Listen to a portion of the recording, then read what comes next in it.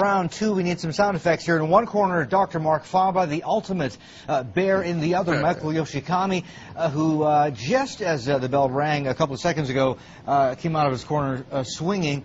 And Michael, you were noticing or pointing out that Dr. Faber was saying, look, long term, you know, he's looking for Armageddon. Short term, he thinks you can still trade the market, and investors need to be aware of this investment time horizon. Yeah, that's very, very important, because if you look at many analysts' perspectives who are negative on the United States, they said basically things were going to collapse in 2008, 2009. Then they said there's artificial money. Now it's going to be 2013. Now it's going to be 2020. And the question really for investors is, okay, maybe this calamity is out there. Maybe unsustainable debt is out there. We have entitlement programs. But what do you do in the meantime? So it's important when you listen to the headlines not just to hear doom and then immediately say, I need to go into my cave now. Because if you do that, you're going to have no returns for all of those years. Wouldn't you agree? You are absolutely right. That's why I told my readers and a media enterprise in the US on March 6, 2009, buy stocks. Because the worse it becomes economically and geopolitically, the more markets will go up because the more money they will print.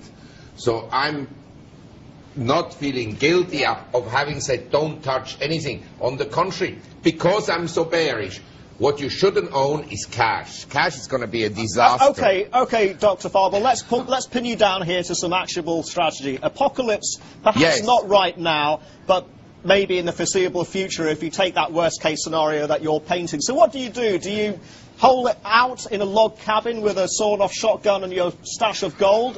What exactly should you tell investors? No, with a cannon, not a shotgun. And a tank in front of your garage. No, I mean, I'm telling you this.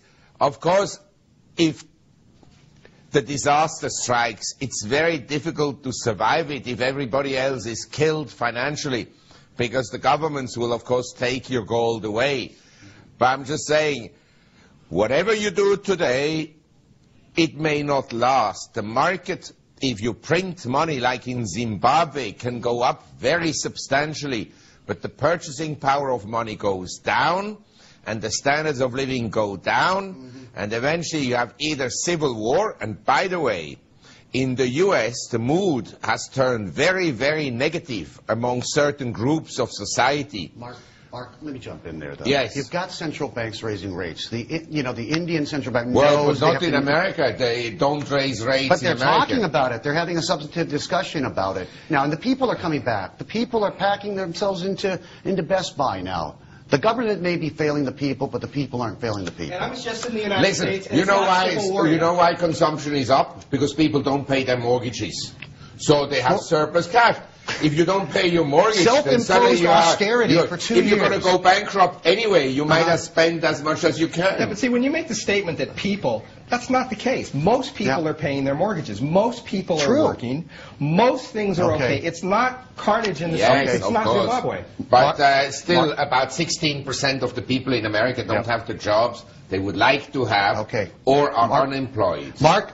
Mike, hang on to this. Here, you can have that, and you can have that. Okay.